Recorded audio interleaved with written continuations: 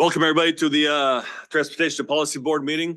Looks like we have a quorum, so we will begin. So Becky Tuttle is not here. She's in the middle of a council meeting in Wichita. So as Vice Chairman Russ Kessler, I am here. So welcome. So first up is the approval of the TPB agenda for today, December 10th, 2024. Can I get an approval? Second. We have a motion and a second to approve today's agenda. Any discussion? All in favor, say aye. Aye. All opposed? All right, thank you. Next, we have the approval of the TPB minutes, meeting minutes from November 12th, 2024. I get a motion for approval. Second. We have a motion and a second to approve the minutes from November 12th, 2024. Any discussion? All in favor, say aye. Okay. All opposed? All right, great. Next, moving right along, we have item number C, Director's Report. Chad. Thank you, Mr. Chair. Good afternoon, members of the Transportation Policy Body. We have a few items to report to you, starting with since the year ending 2024 is wrapping up, we have audit work that is planned for the 2025 reporting purposes for you. Kyle Thomas, our accountant, senior accountant, is scheduling meeting with our auditors team, and they're anticipated to come in at our site and work on the documents in January and report to you by April. They anticipate to complete everything by February. Beginning of March, they'll have some documentation, but the TPB meeting is, since it's the beginning of March, the reporting to you would be in April. So just want to provide that status. And we have a few more items that staff is working on that we would like to report to you as well. One of the initiatives is Transportation Safety Champions. You all know there's a comprehensive safety action plan that was developed a couple of years ago. In that plan, there were several items that were identified. One of them was public awareness on safety. So Kim, Dora, and Marky are planning on working with jurisdictions in finding those passionate citizens within each jurisdiction so they can form those safety champion groups. They're still at the inception level of how the model takes place. They'll work with you in individual jurisdictions. It's just a heads up that Kim, Dora, and Marky will be reaching out to you to form those groups so that there is public awareness campaign on safety awareness as well. The next item we have is FTA, is Federal Transit Administration 5310 program. This is a van purchase award that FTA has, and there are applications that were due soon. I think the date of application is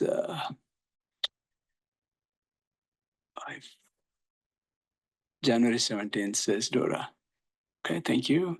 The next item we have is Regional Active Transportation Plan. Today, we are lucky to have Paul Gunzelman presenting on Wichita area active transportation plan, the Wichita bicycle plan. But later on, after his presentation, we will tie back to this item, which is Regional Active Transportation Plan. Regional Active Transportation Plan is planned to occur in 2025. WAMPO is going to send out an RFP so that the member jurisdictions can integrate with the Wichita Active Transportation Plan. So there is some connectivity region-wide. So we were waiting for Wichita Bicycle Plan to complete so we can proceed with that. So that's an item on that. Next item we have is Marky. Let's request Marky to present on this passenger rail topic. This is very dear to our Commissioner Pete Meitzner as well. Yes, hello, I'm Marky Jonas, WAMPO Community Planner. Very brief update. Actually, tomorrow, KDOT will be hosting a live virtual meeting to discuss their corridor or their service development plan, which is the discussion to provide rail service from Oklahoma City to Newton, Kansas through Wichita.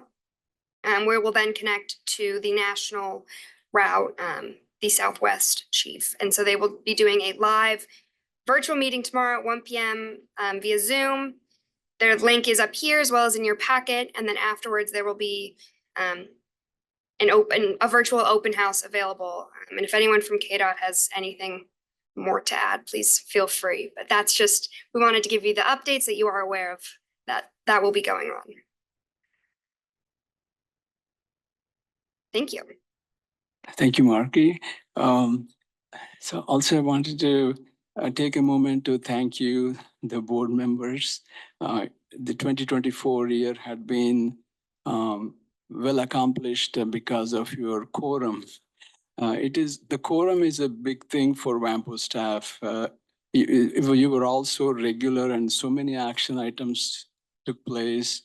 There was one item that Marky was working on that is due December, Unified Planning Work Program.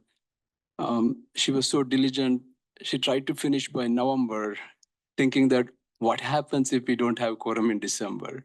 So she was always ahead, but you were all gracious and generous to committed. Your leadership is so committed, and it is difficult for us to comprehend your greatness. Besides your own jurisdictions, you go above and beyond to help in the region. So WAMPO staff is very thankful.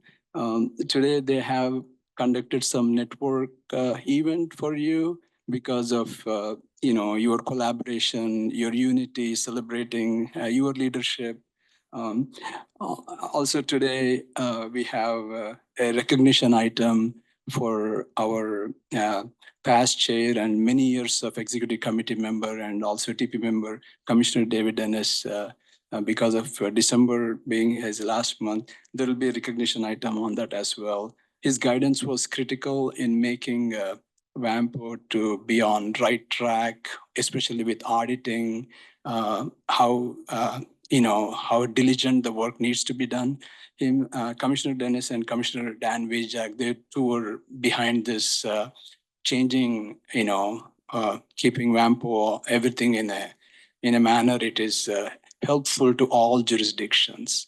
They made sure it is serving every jurisdiction very well, and they guided us a lot, all of us. So that's an event that is happening. Just want to give you an overview. Today, we have Metropolitan Transportation Plan. There is a lot of talk about MTP. You heard many times, but what is MTP? What is the scoop of that? So staff is here to present to you what are the components of the MTP, what makes the long-range transportation plan, and they had some presentation today as well.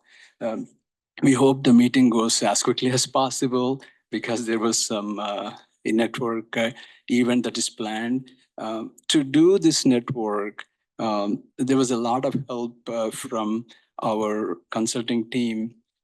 Both Transsystems and JVO were gracious to sponsor the event. Brett Letkowski and then Mike Malone. Could you please stand and recognize and thank you so much. Let's give a round of applause to them. Thank you for, it's one of those where WAMPO staff would like to see all consulting firms to be successful, jurisdictions to be successful, everyone to be successful. And we thank you for that. So with that, our chair, thank you, Chair. All right. Thank you, Chad. All right, next item is the consent agenda. We have 2 items on there. It's a 2025 TPB and TAC meeting dates, and also the Regional Transit Implementation Plan Contract Extension. Peter? Good afternoon, TPB members. Our first item here, we have the 2025 TPB and TAC meeting dates. As is our custom, for 2025, we're proposing that the TPP meeting continue on the second Tuesday of every month at 3 p.m. and the TAC is proposed to continue to meet on the 4th Monday of each month at 10 a.m. All but 2 of the meetings adhere to the established frequency pattern. The TAC meeting on May 19th is 1 week earlier to not conflict with Memorial Day, and the TPP meeting on November 18th is 1 week later to not conflict with Veterans Day. And then our other consent items, so the Regional Transit Implementation Plan Contract Extension. The current contract expires on December 31st. So after consideration of the Regional Transit Implementation Plan goals and stakeholder priorities, a contract extension is proposed for the following purposes. Build upon ongoing outreach to major employers and identify transit needs. Explore the feasibility of public-private partnerships and develop potential cost structures for steady transit alternatives done in a dialogue with both employers and local, state, and federal agencies. The plan, this would extend the contract to June 30th, 2025, and adds $24,903 in additional services. Our action options for these consent items is approve the consent agenda as presented, not approve, or approve with specific changes. Staff recommendation is to approve the consent agenda as presented. Are there any questions, or would somebody like to make it a? I do have a question. What's the reasoning for extending this SRF Consulting Group contract? This is the Metropolitan basically a bus system, right? For the metropolitan area? Very good question. Talking with the consultant and then with the different stakeholder priorities that were addressed, we wanted to do more outreach to the different employers and look at different alternatives. Kim, I might ask you on some of those alternatives that we're looking beyond just bus service or other things. Yeah. Okay, thank you. Mayor, that's a good question. The committee members have discussed how the coordination with employers could be valuable. For example, how the public-private partnership could evolve. How can employers also be part of this? For example, van ride solution to the employees, as an example. There was a thought that another region had enterprise rent-a-car providing certain vehicles for those employers to do those some innovative ideas that were evolved in the last month. There was no time to bring all these major employees together. So we thought, let us utilize some additional time to explore these public-private partnerships as well. And then few other items on those are the main item, but there were some miscellaneous items that needed the extension of the contract and also a little bit of additional of the budget as well in that. Okay, well, I thank you for the explanation. Be honest with you, I've not been impressed with this contract at all. The presentations have been pretty much just a repeat of the previous presentation. There have been actually no information throughout the entire function of the contract. So I would like to move that we move this out of the consent agenda so it can be voted separately. So I'm making a motion to do that. I'll second that motion. All right, so we have a motion and a second to remove the Regional Transit Implementation Plan contract extension out of the consent agenda. Any discussion? All in favor, say aye. All opposed? Okay, so we will go ahead and move back to the consent agenda. So we have one item in the consent agenda, which is the 2025 TPB and TAC meeting dates. I'll move to approve the consent agenda as modified. We have a motion and a second to approve the 2025 TPB and TAC meeting dates. Any discussion? Were you plan to send out those dates electronically like you have in the past once we approve that? Yes, we will. We'll send out that new meeting schedule. So, any further discussion? All in favor, say aye. Aye. All opposed? All right, so we will we'll go back to the Regional Transit Implementation Plan contract extension. Anybody like to make a motion on this? I would like to make a motion to disapprove the Regional Transportation Implementation Plan contract extension. So we have a motion to disapprove the extension, the Regional Transit Implementation Plan. Is there a second? I'll second that. So we have a motion and a second to disapprove the Regional Transit Implementation Plan contract extension. Any discussion? All in favor, say aye. Aye. All opposed? All right, let's go do this by hands. So all in favor of disapproving the implementation plan contract extension, please raise your hand. We have 2. Oh, 3, sorry.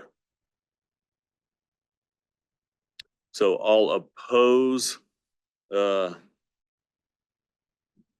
see.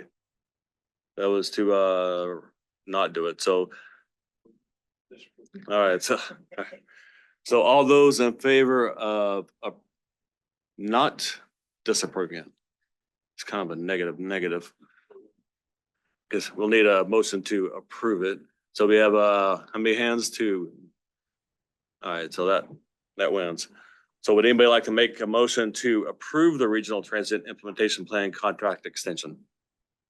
I guess I've got a question before we go that direction. What happens if we don't approve it? I mean, are we just leaving this in limbo, or those are the questions I'd have.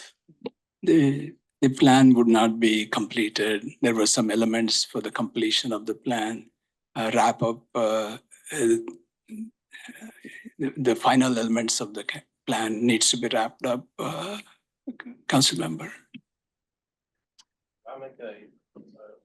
As well. How about we ask them to come back and make a better presentation, and maybe that will suffice with mayor if they come back with more information besides what they have given us in the past.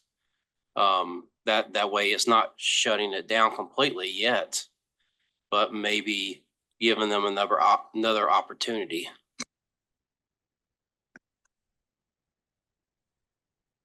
Is there a time limit on when we have to pass this, or can we defer it for 1 month so that we can have a new presentation next month? I think it is, there is a time limit. They have some invoices that we need to pay. If this is not approved, then it will help complete their work they did so far. The extension and approval of the budget would help seamless continuity of the work that has been done so far. What percentage? What percentage?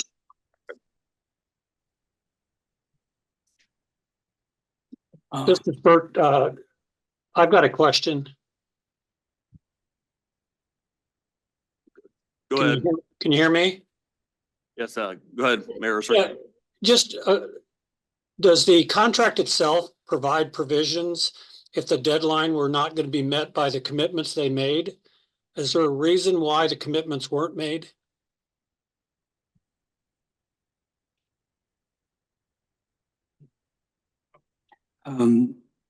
The commitments were made, but there were new elements that were recommended to include in the tasks list, council member. That was one of the reasons why the extension was agreed upon, because of more elements to be added as recommended by the committee members of the steering committee.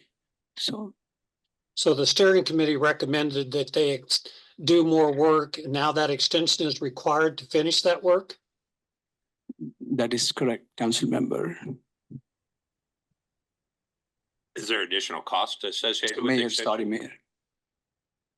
Are there additional costs associated with the extension?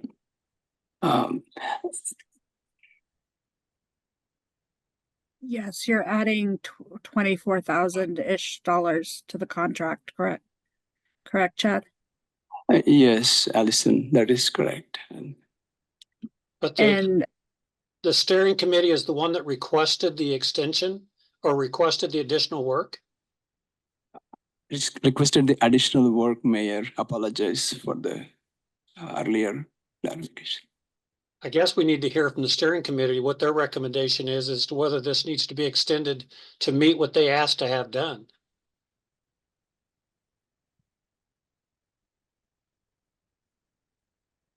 I would agree. And Mayor, I do have a question from KDOT for Chad and staff, if I may. Yeah, go ahead. Okay. Chad, what efforts were made to increase the work to the DBE like I discussed in my email? We spoke with SRF and talked about their different, reviewed their work tasks and made sure that they would be completed as described in the contract. Okay, but that doesn't answer my question. I asked what additional work had been discussed with the DBE.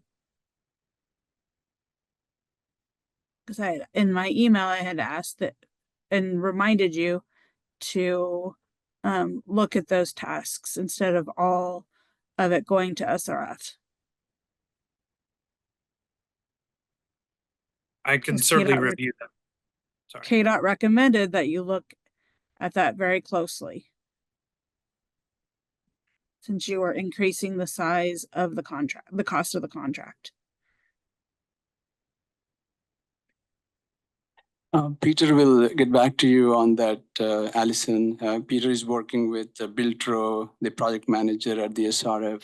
So Peter will return to you on that topic. And Biltro has discussed that, and percentage of DB was in compliance with the requirement is what Peter and Biltro has identified.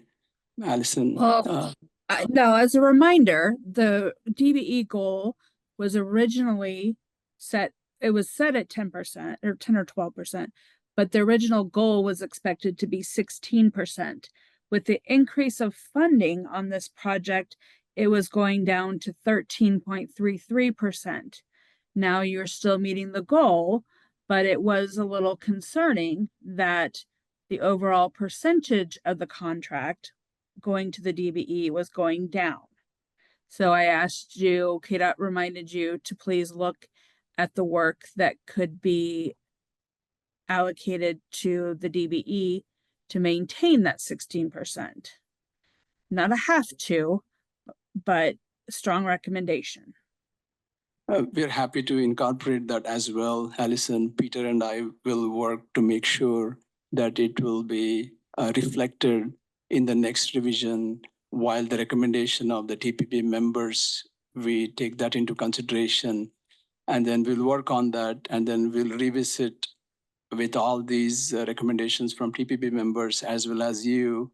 And then we'll make those changes, and then request this body for the approval. Now, Can you keep in report on mind, the scope of services too, when that time comes, so we have a better understanding of what's all included in that extension? Could you say it one more time? The scope of services that are included in that extension, that $24,000, maybe a report on that too at some point. We will do that, Councilmember. But I think we still need to hear from legal a little bit on what the impact is. Can we really let this contract expire and then try and get an extension on it at some point in the future? Or do we need to give the extension now before it expires? I think that you can let the contract will expire December 31st. That's the end of the contract. I think that you can, but the contract does recognize that you can amend it. So I think you can amend it after December 31st, if that's the decision you want to do. That may cause difficulties with the contractors, because Chad had mentioned they had already made commitments to pay for bills and things like that. Invoices were outstanding, stuff like that I don't know about. But as far as amending the contract, you could amend it in January. Yeah, I'm just worried that we have a contract with a company. It's going to expire this year, at the end of the year. And we don't have right now what we're going to do beyond that. So I don't know why we wouldn't approve this today so that it can move on. We can then amend it once that it's approved and provide any guidance in that we need. But I think we need to get the contract so that it keeps flowing. That's another option. You could go ahead and approve this amendment And then, next month, when you will look at it again, you can decide, I don't want to do it this way, and you can do it again. Or maybe after, Chad and then talk about some of the concerns that Allison's brought up, they might want to offer a different proposed amendment. You can have that before your meeting then. But you could amend it now, accept this, so that everybody can keep moving forward. And then at the next meeting, make it finalized amendment that meets all your needs. Mr. Chair. Because I think if we still got a contract, we can always amend it. But once it's, if it expires, that contractor may say, well, I'm done with you then.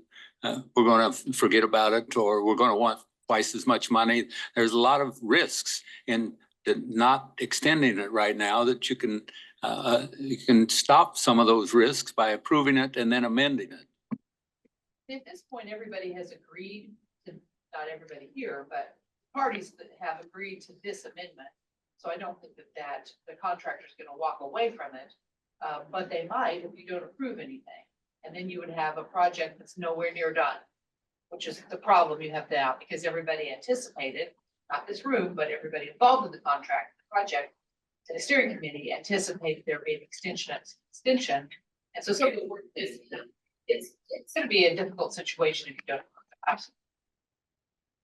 Keep in mind that once the contract expires, SRF Chad will not be able to bill you for any of that time. So I believe it expired December 31st. So any work that SRF does between then and when the contract is amended would be non-reimbursable.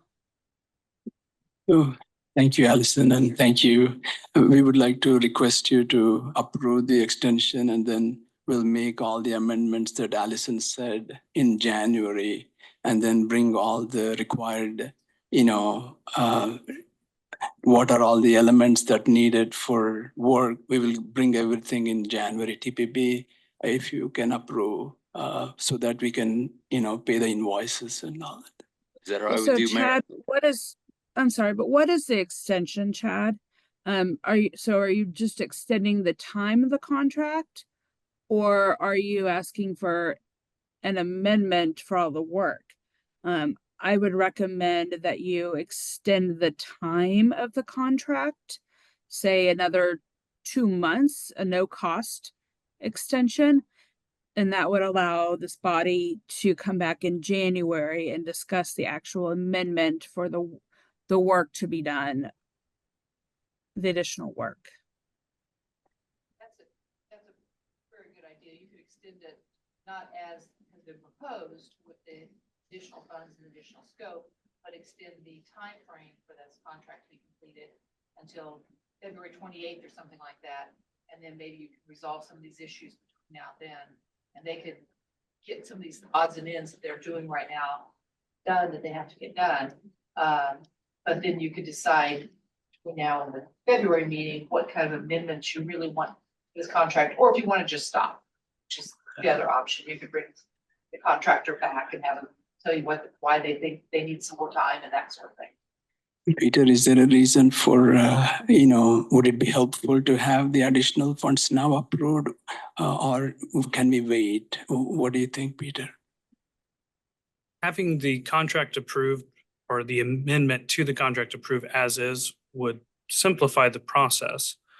However, if we do go with the plan of just extending the contract while we figure out the amendment that contains the work, if we do go that route, in addition to just extending the contract to ensure that we make our invoices and can pay those correctly, there was a adjustment to a sub-consultant agreement that is also in this amendment. So to make sure that we could meet our invoice obligations and reimbursement requirements from KDOT, it would be useful to have that part as passed as well. So for things today for WAMPO to ensure that it meets its invoice requirements and that we can revisit this, the necessary components would just be extending the contract, as Allison suggested, probably at least 2 months. And then also making sure that sub-consultant agreement is also in this contract amendment. And then I suppose we could revisit the work tasks that would be in this amendment as well. revisit that in January, but include the sub-consultant changes and the 2-month contract extension would be an alternative way that we could have this consent item presented. Thank you, Peter. Mayor, do you have an objection to the recommendation? I don't have any objection to the second recommendation of extending it for 2 months with at $0. My concern with this whole consultant is I just don't think we're getting anything for our money. So that's where I am.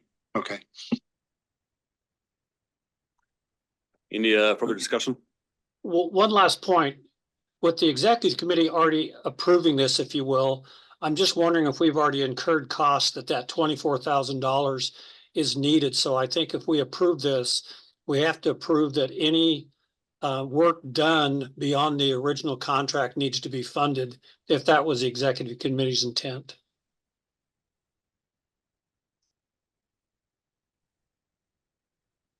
I would have to revisit our invoices to see if that is the case. Well, I just think we have to approve this if there's Mhm. been work done and we have incurred cost and they were under the impression that the executive committee approved it, then I think the body has to support that. If there were costs incurred that were not included in the original current scope, then those would be non-reimbursable from KDOT. They need to be under an approved contract or amendment. Okay.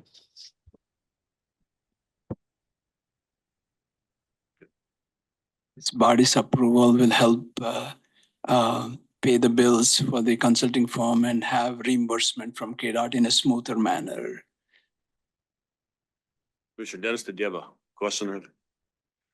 No, I think that we still need to approve something today so that we can move forward. I want to make sure that we get the words right in whatever kind of motion so that they can be amended if it needs to be in the future to make sure that we get the product that we need. So I don't know if we need legal to tell me what kind of words I need to get this moving forward. I don't know what the subcontract is that you were talking about. Peter? Mentioned there was a subcontractor provision in this. Yes, there's a some consultant provision that changed some of the hours to work tasks within the contract. For proper reimbursement from KDOT, that does need to be reflected in the contract. The subconsultant agreement that was modified does not in any way affect the total costs of the project, just the distribution of labor hours to tasks by consultant. What's the subcontractor? For the subconsultant, that was Nelson Nygaard. So you could have moved to approve the contract with only including the conditions of extension of time until February 28th, 2025, and include the sub Nelson Nygaard. include those provision changes, but not improve in any of the other changes that are in this proposal. And I can draft that one. All right, Peter, you got all that in the minutes? We have it recorded, which is always quite helpful. And then Kyle. I move what Kelly said, and so that we could adopt this, make sure that we get it correctly in the minutes so that we're all legal. Second. All right, so we have a motion and a second to approve what was mentioned by Kelly. Okay. Everybody understand? Any further discussion? All in favor, say aye. Aye. Aye. All opposed? Okay, that verbiage passes. So, thank you, Okay, Kelly. I'll draft what you put in things so that you can talk to your contractor about that. All right, next we'll move on to item number 3, public comment opportunity. Is there any member of the public that would like to speak? Yes. Go ahead. Please state your name and. Thank you. My name is Jane Burns. I'm an advocate for active transportation. And I'm glad to hear that there is some discussion and action toward safety for folks outside of vehicles. There's more than $1 billion that comes into Kansas, into our state every year to expedite car travel. In 2024, I'm suggesting in 2025 and 2026 that the safety and health of folks outside of cars is an appropriate priority. Cars are so much bigger. In our city, Wichita, according to KAKE last Tuesday, there are 137 incidents where pedestrians were involved with cars. Last Tuesday, a woman in a crosswalk walking home from work was struck by a car. The Tuesday before Thanksgiving at Central and West, let's see, the first one was at Rock and Lincoln, and this is Central and West. Huge intersections, many cars, many lanes in many directions. Is it not appropriate to protect folks out of cars from cars? It's regarded in the news as a police matter in Wichita. We're 100 officers short, I understand. So that may be unrealistic to consider that a police matter. But it's also a design matter. I know that there are many, many intersections in your towns and in Wichita that aren't, where crosswalks are not marked, where speeds are huge. The accident potential of a regular car, as crash speeds increase from 15 miles per hour to 35 miles per hour, the risk of a serious injury goes from 9% to 52%, but in a pickup or a larger SUV, which the category is of those vehicles is increasing dramatically in 2024.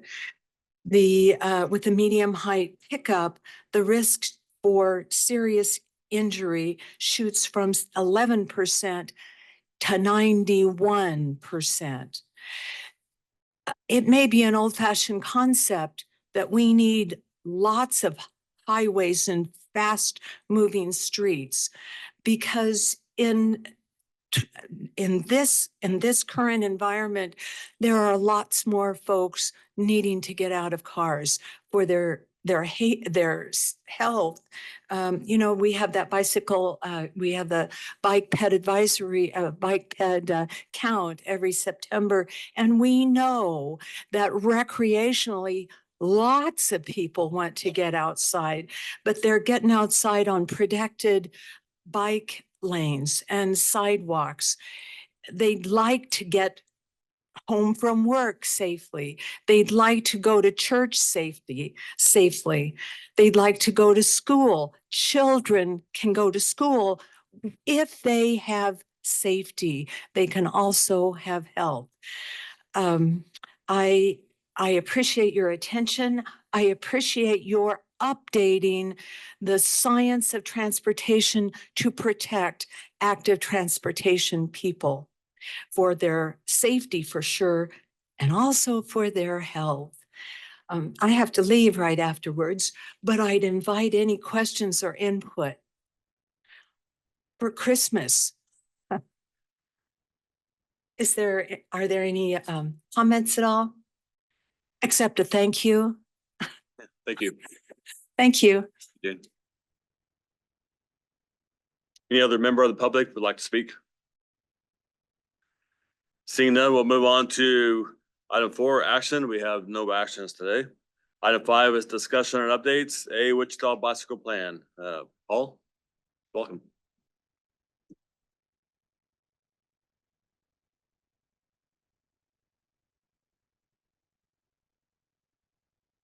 Good afternoon, Paul Gunzelman, City Engineer for the City of Wichita. So I go over the update to the 2013 Bicycle Master Plan. Tool design has, they are nearing completion of this plan. The Bike Ped Advisory Board had taken action on it at their November meeting, and we will be taking it to City Council sometime in January. The date hasn't been set, but we are trying to push for January 7th at this time. To go over the plan just a little bit, we have various chapters within it: introduction, vision and goals, existing conditions, bikeway network, and then implementation and priority actions. The purpose of the plan, sorry, put my stuff down here. Long-term plan for bicycling. And again, as I mentioned before, it's an update to the 2013 plan. It focuses on the next 10 years and includes recommendations for bikeway projects, policies, programs, tasks for, and as well as tasks for city staff. Throughout the engagement of the plan, we had extensive engagement. We had over 1,000 responses via surveys, both in English and Spanish. There were various pop-up events that were held. We had open houses. So we did a pretty diverse group of ways to reach out to people. We also had made 31 presentations to Bike Ped Advisory Board as well as district advisory boards. The community's plan, key takeaways from the public engagement was safety is #1 priority. They wanted more bicycling opportunities for more people, and bicycling should be safe and comfortable. The community input was vital in establishing vision and goals, challenges and opportunities, a long-term bikeway network, as well as priority bikeways. As I mentioned before, the vision and goals, we wanted to be bicycling to be safe, comfortable, convenient, and encouraged. Currently, there are 132.7 miles of bicycle facilities. 70 miles have been installed since the 2013 plan.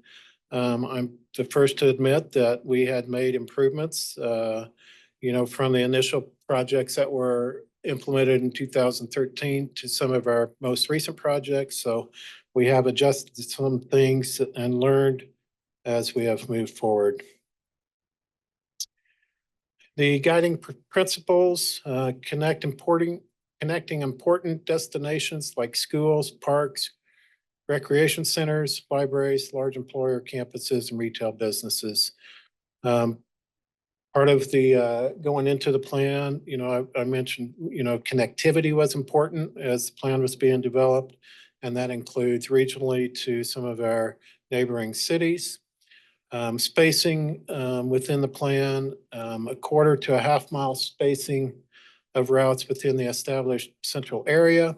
And then we deviate from that to 1/2 mile to 1 mile in the suburban areas. I know there's a lot on this map, and I'll get to a different map here in a little bit, but this had some of the preferred alignments that we had heard. Circumstances were reviewed that may dictate the bikeways deviating from the priority network. And I'll get into that here in a little bit. Facility types goes through that. Bicycle boulevards, we have some of those that were put in the 2013 plan, such as the Armour Bicycle Boulevard on the east side or Woodchuck Bicycle Boulevard on the west side that goes near Sedgwick County Park. Again, we had asked Tool to evaluate some of our existing routes, what we could do differently and what we could do to make those better. We've been working with our traffic engineer on some of the collector streets as streets get platted to do traffic calming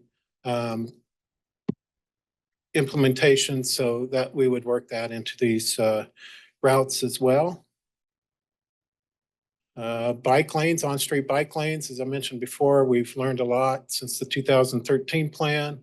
As I mentioned in previous presentations to other groups, Mount Vernon is a prime example where one of the first projects we installed was along Mount Vernon from the river to Broadway, where we had the on-street bike lane, just a 4-inch white as the buffer or lack of buffer between the cyclists and motor vehicles. We've since tried to, use painted buffers. Some are narrower than others.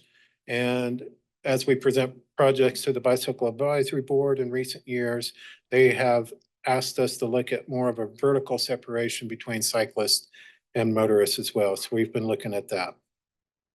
Separated bike lanes, that is providing a space for the cyclists separated from the travel lanes. And we have just completed one of those projects in the Delano area.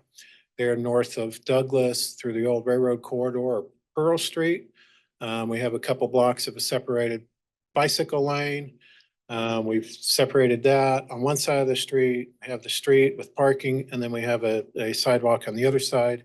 And we will be having a ribbon cutting for that project tomorrow, I believe at 2 p.m.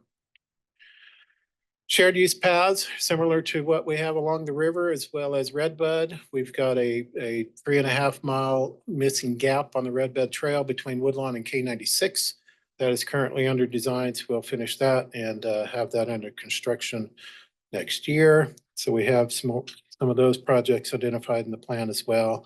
And then also providing safe crossings for street. We had implemented some of those in the 2013 plan. Again, we can make some things better, and there are samples of what we can do in the 2024 plan, how we can implement some of those treatments. Implementation of the projects. We have a few ways to do that, and the plan also includes work plans for city staff, and it establishes priority bikeways. And I'll get into that soon. As I mentioned, an action plan provides us a work plan as well as, short-term, medium-term, and long-term actions that we can take to implement the plan. Immediate actions. I know this is difficult to read, but you can go through that. Incorporating bikeways into CIP projects are some of the things.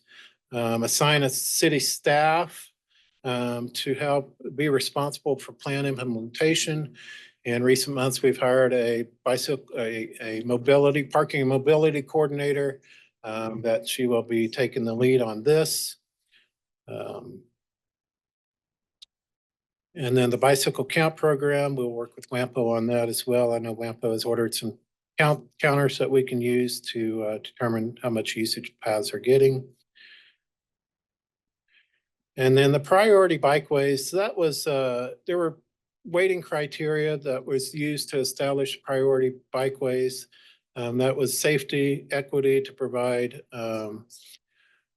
routes in underprivileged areas of the city, trip potential, as I mentioned before, connecting to trip generators, and then public input was another factor that was helped determine their priority networks.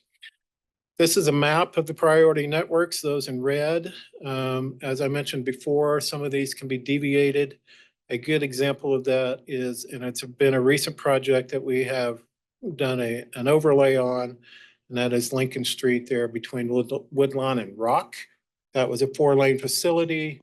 We thought it could be right-sized to a 3-lane facility. It was a narrow 4-lane, narrow lanes. The plan calls for on-street bike or, bike route facilities along that corridor. The existing street wasn't wide enough to accommodate a 3-lane with on-street bike lanes. So the plan does give us the possibility to deviate from that from, up to a mile. Looking at it, we think Orem might be a good link that we could utilize to make that east-west corridor. Oliver Street is another example that they have priority network, but Edgemore is a half a mile to the east, and that carries a lot less traffic and, might be more feasible to do on-street bike lanes on that. And then to deliver the plan itself, again, we'd have standalone projects programmed in the CIP. We've also looked at opportunistic project delivery. And that's kind of what I mentioned before, including, typically in our CIP, we'll have a 10-foot side path or a 6-foot path on the other side. And as we work through our outsourced pavement preservation plan, OP3 program, if it does make sense to restripe from a 4-lane roadway to a 3-lane roadway to put on-street bike lanes, we would look at that. So working those together, priority projects, what is programmed in the current CIP, we believe there's 81 miles that can be constructed in the next 10 years. One of the big things that we talked about at the Bike Ped Advisory Board in November was annual reporting, what we would, report on annually. We kind of started that in 2013, didn't do the greatest job, as carrying through that. So hopefully with that dedicated staff person, we can get better at that. And that is my presentation. I'll stand for any questions. Thank you, Paul. Any questions? Paul? Go ahead. Great presentation there. Several questions. Have you ever come up with a cost per mile for these different scenarios? The vertical ones that are off to the side. Of course, the width of those. If it's part of the road, are you widening the road? Are you making the lanes smaller, which is also not good for traffic? There's probably a handful of different scenarios. And then there's the sidewalk option. There's the built up asphalt bitumen type, ones that go through trails. That's another option. I think those are all good things to see what cost to put in biking around, which I love biking, but I think it's people, just need to see what type of cost it is that goes into that. We all probably kind of know, here, but I think other people don't understand the cost that we have to put together, the taxpayers for biking. So. Yes, and we would look at that. I don't have those numbers off the top of my head, but some of those things that you mentioned is difficult to answer. Some of these streets that we have within the core part of town. I mentioned Mount Vernon. 17th Street is another example. Those were both 4-lane roadways. We felt that, if we had our druthers, I don't think we'd build another 4-lane roadway. We think 3-lane is just as efficient, probably safer because you're providing space for the left turn vehicles. But, some of those we had received funding through WAMPO on Mount Vernon, and 17th. But, it was more of a maintenance project. We were keeping the curbs basically where they were. And again, reducing it or restriping it from a 4-lane to a 3-lane roadway.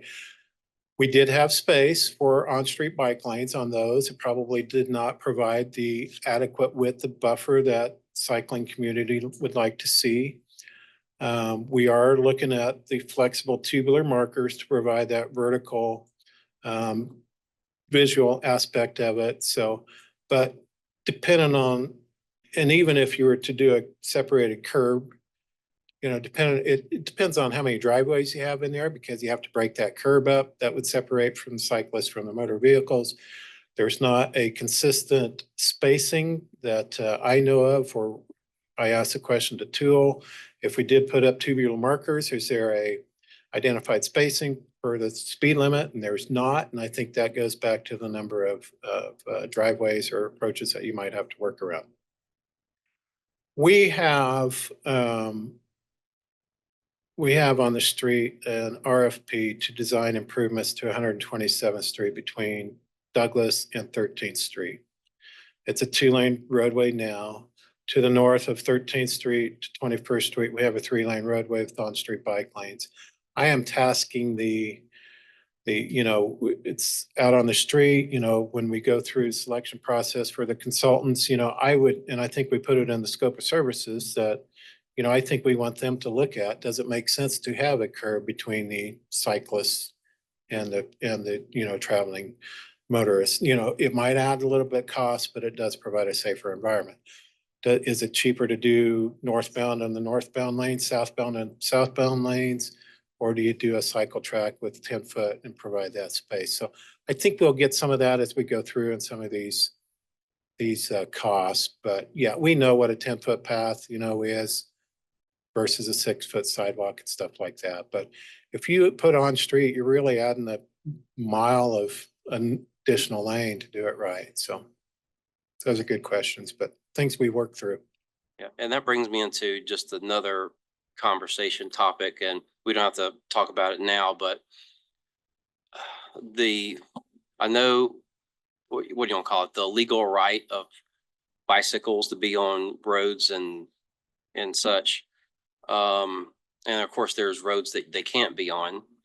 And of course, that's why you're coming up with these different scenarios to stripe and such to get them off of the roadways, because it's unsafe.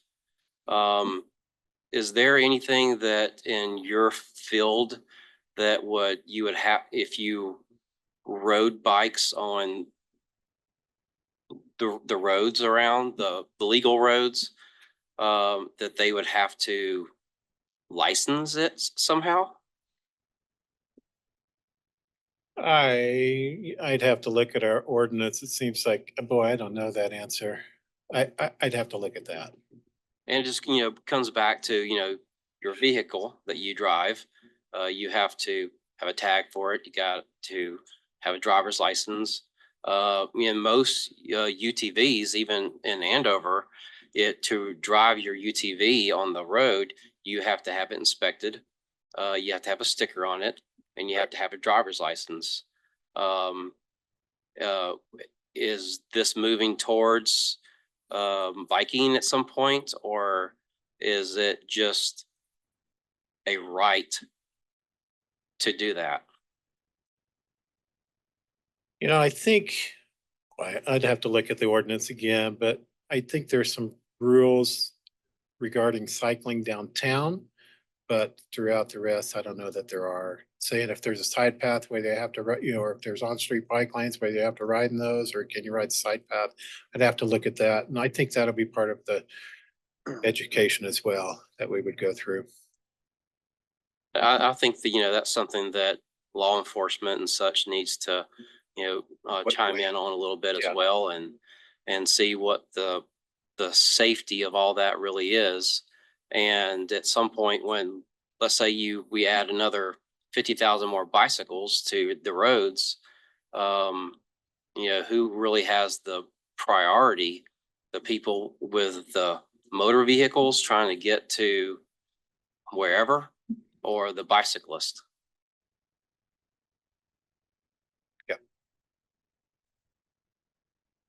I think that's up to each city to have their own ordinances, because every city is going to have to be a little bit different. I think so, but I'm just kind of thinking that it kind of needs to start somewhere.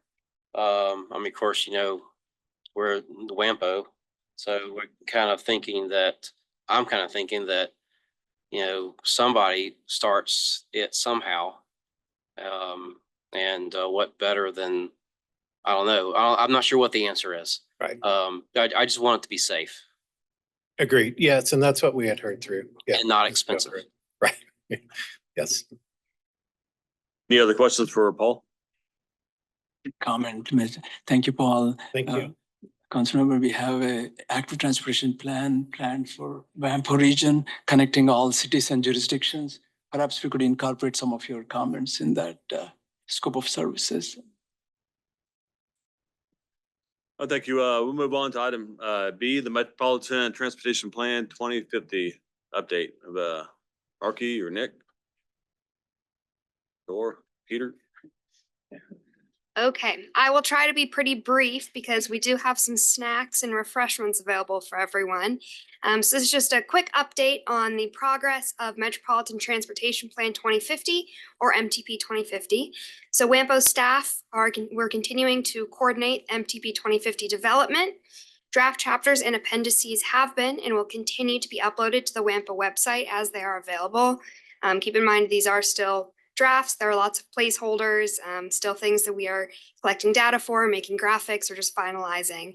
But they are available. Please feel free to review them. Let us know if you have any comments, questions, or anything.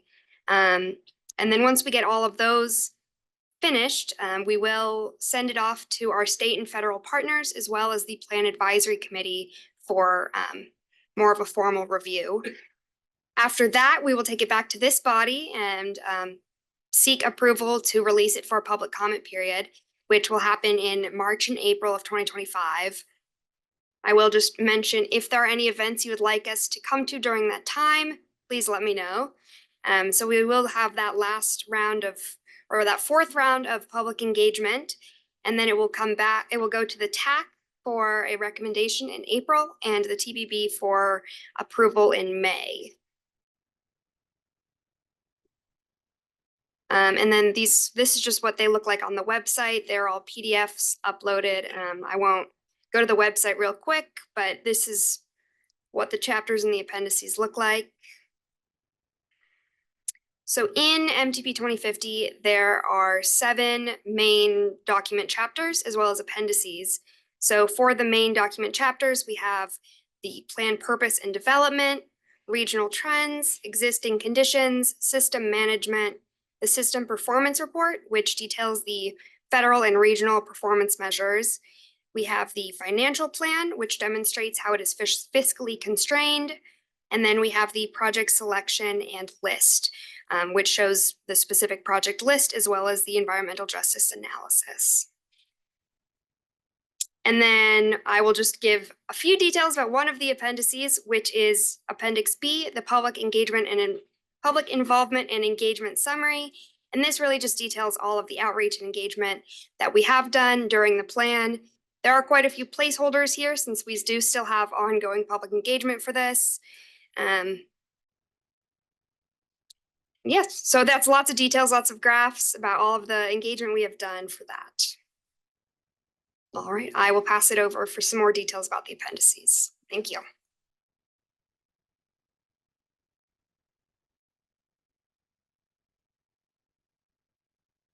Thank you, Markey. Appendix A, titled Plan Development, provides an overview of the processes and methodologies that were used to create the plan. It documents the data collection, the public engagement, less extensively than Appendix B, obviously, and our coordination with stakeholders, including some background on the Plan Advisory Committee that guided the process, outlining how it outlines how the goals and priorities were established for the purpose of transparency. And it's a guide to the overall planning process.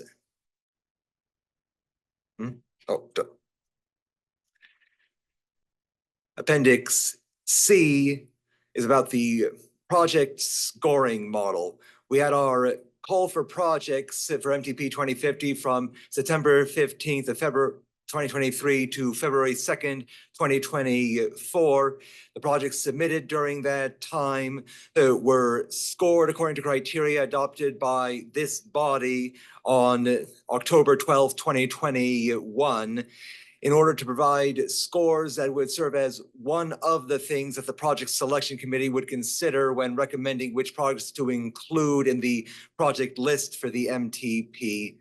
There were different scorecards for bridge rehabilitation and replacement, traffic management technologies, roadway reconstruction and modernization, roadway expansion, i.e. adding through lanes, entirely new roadways, multi-use trails and bicycle facilities, other pedestrian facilities, safe routes to school projects, and public transit projects. And WAMPO staff and consultants created a model to automate this process of project scoring, both to make it faster and to make it more consistent.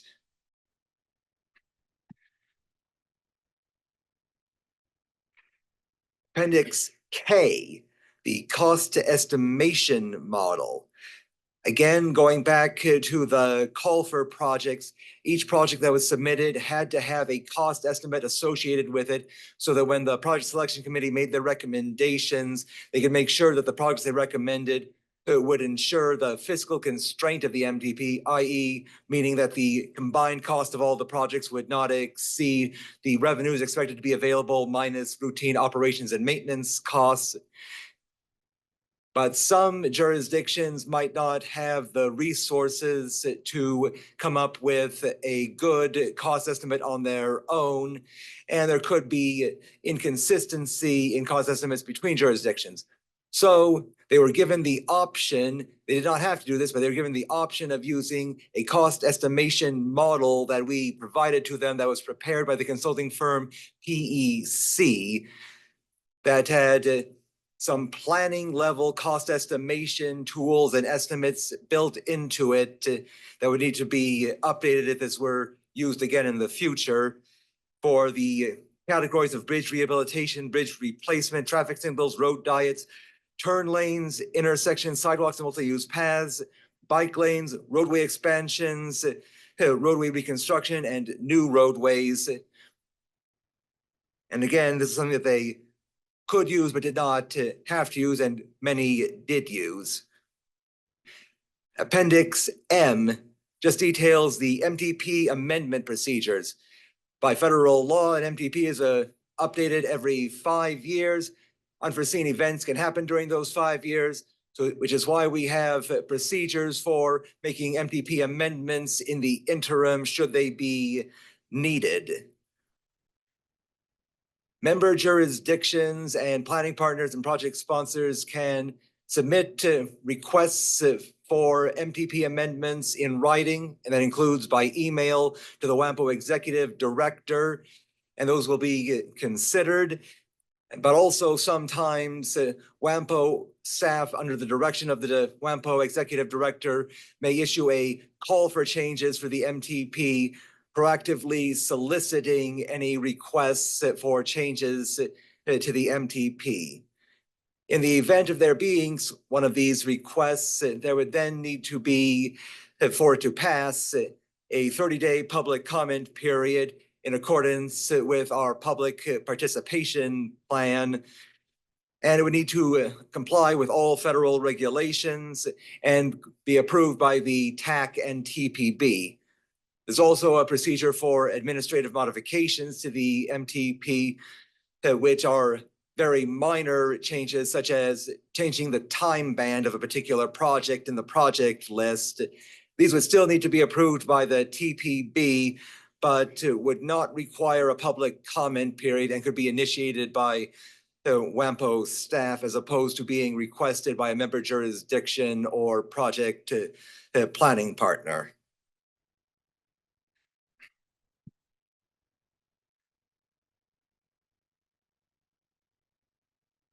Thank you, Marky and Nick. So the Appendix E is the Regional Transit Implementation Plan. So we'll definitely insert the plan. It's still in draft. The draft is uploaded right now. In 2023, WAMPO hired SRF to develop the Regional Transit Implementation Plan to look at the strategies to improve and expand public transit throughout the region. Is going to focus on addressing current transit needs, planning for future growth, and coordinating with local and regional agencies. Appendix F is the active transportation analysis. We're currently working on the RFP and it's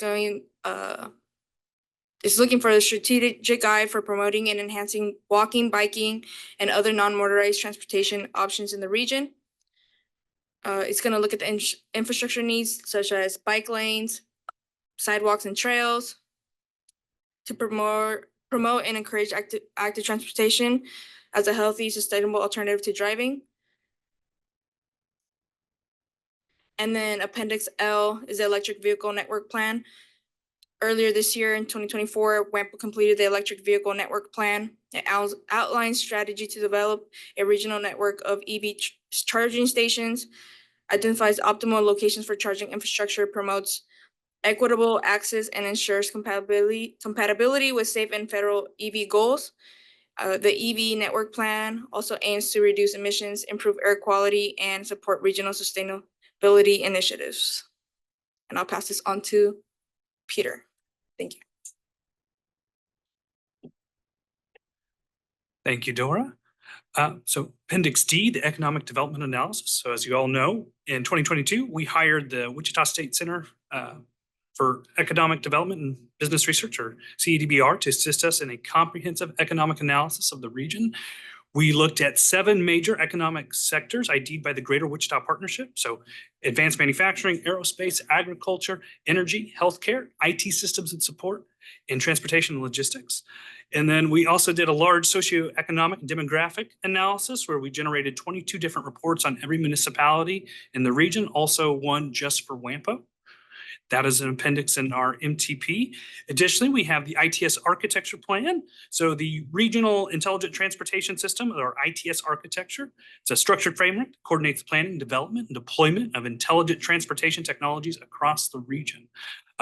Ideally, it'll ensure efficient, safe, and compatible and non-redundant use of ITS infrastructure, and also coordinate different data sharing practices among ITS operators.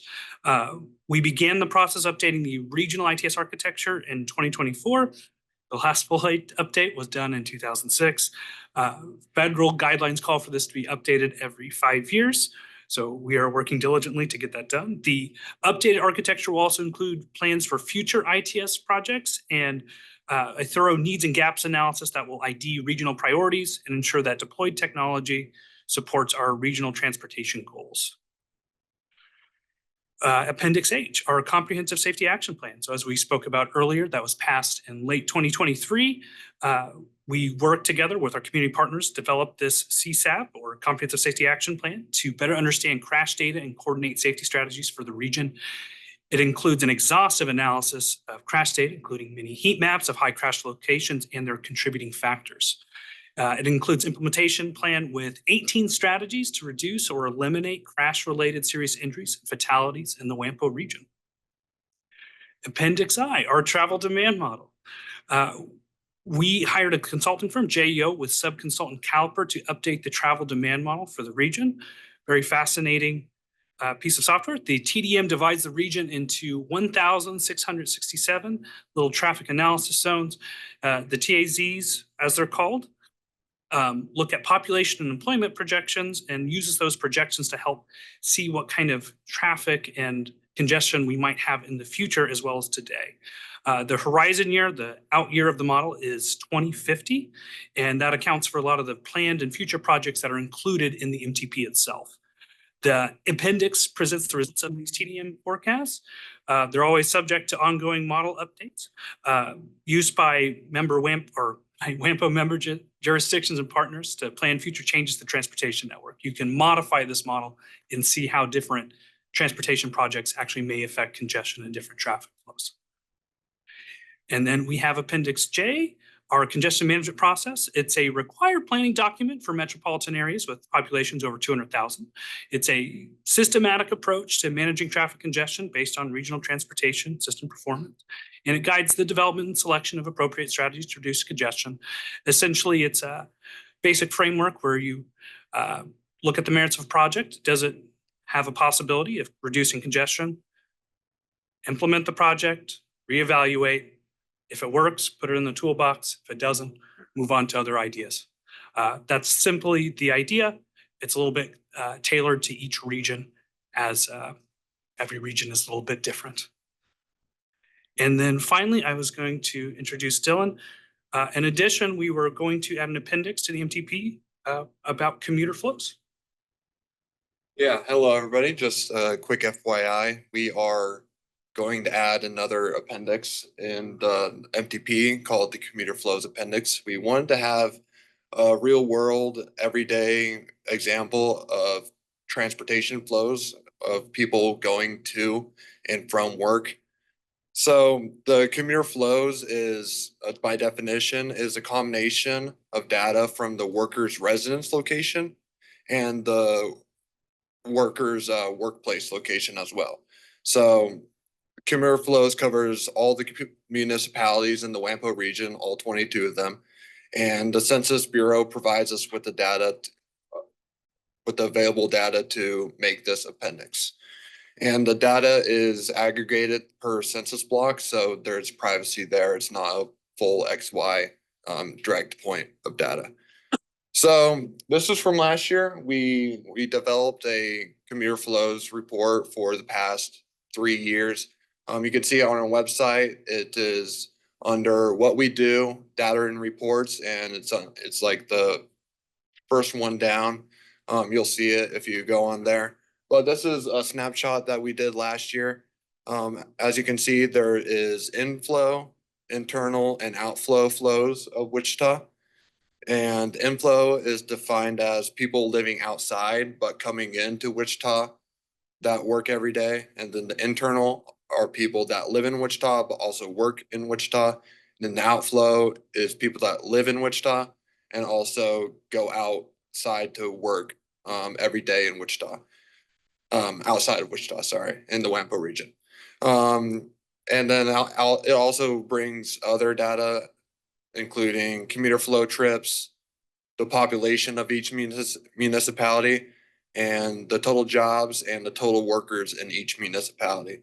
So what the snapshot that you see here, it's a little bit blurry, but it also applies to all other 22 municipalities in the WAMPO region, like I said before. But that's all I have. I would like to pass it to somebody.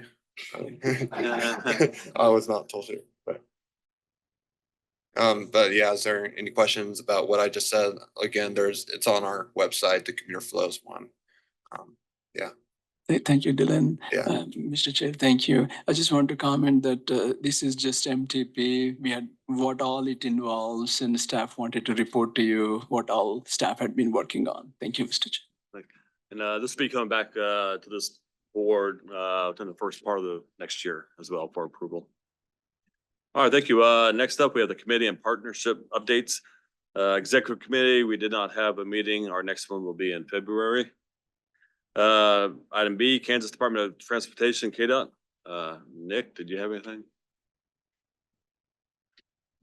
David? Good afternoon. So in the next 2 weeks, we'll be opening 2 ramps. The first one will be tomorrow. The hydraulic ramp, the hydraulic on-ramp to eastbound K96 will be open to the public. This is part of the North Junction Gold Project.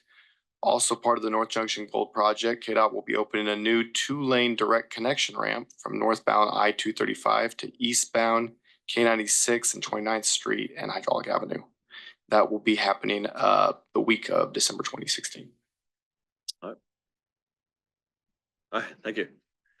All right, next we have Wichita Metro Division, KDOT. All right, sounds good. Federal Highway Administration. Good afternoon. I have no updates to share. All right, thank you. All right, next we have item 7. We have other business. Commissioner Dennis, do you mind coming up here? So Sedgwick County Commissioner and TPB ex-officio Chair David Dennis. I know this is your last meeting, right? Last meeting. So congratulations on your retirement from the commission and from this board. So you played an integral part in this board, you know, with finances and budgeting and just everything to keep the TPB or WAMPO on board and make it better for today and for the future. So definitely appreciate that. And I know we all appreciate that. So we do have a plaque for you. Thank you, sir. I'll read it to you. It says, we hereby honor Commissioner David Dennis, recognizing many years of guidance, leadership, commitment, and public service as a member and chair of the Wichita Area Metropolitan Planning Organization, a transportation policy body, December 10th, 2024. So.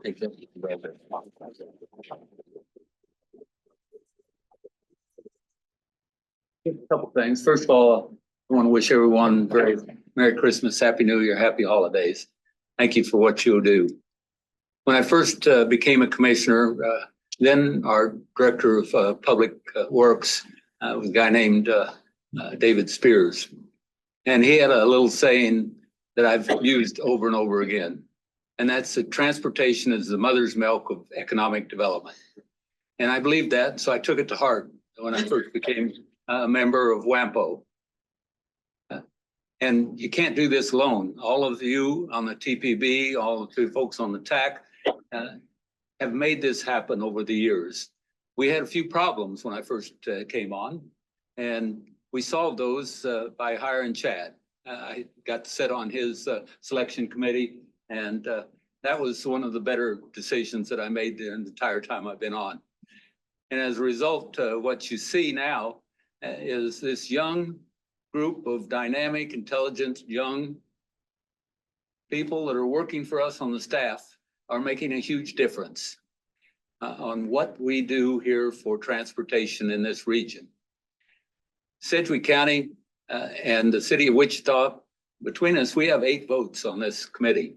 So we're kind of the 900-pound gorilla. But one thing I tried to always make sure is that we looked at every single city, everybody that's involved in this WAMPO region to make sure that they got what they needed for transportation. And that was one of the things that I stressed as long as that I worked. This is a great organization, and it's something that's needed, but it needs partnership. So KDOT and Federal Highway Administration are near and dear to our hearts. They provide the money for us to be able to do the things that we do. And that's very important. So as we move forward, I appreciate what we've been able to accomplish in the last few years, but I think you're all going to do great things in the future. And the reason we can do the things that we do are not only the staff and the people in WAMPO, but we also have a transportation coalition. Brett runs that for us that helps us get things done.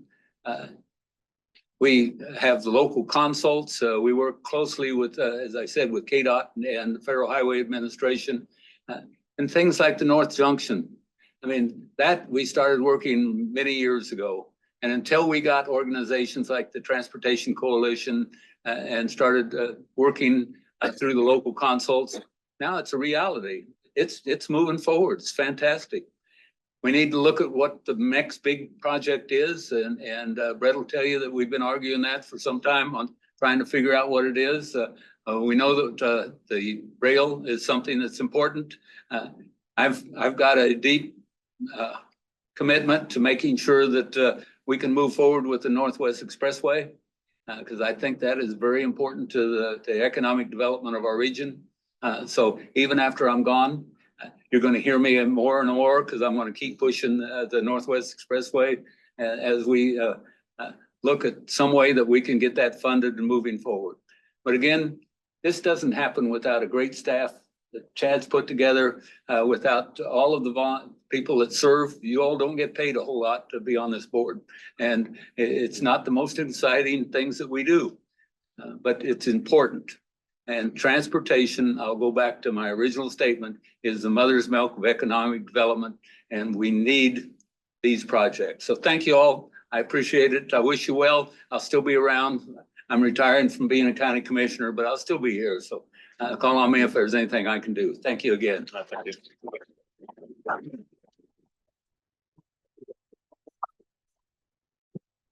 We do have one more thing before we adjourn. Chad would have to speak.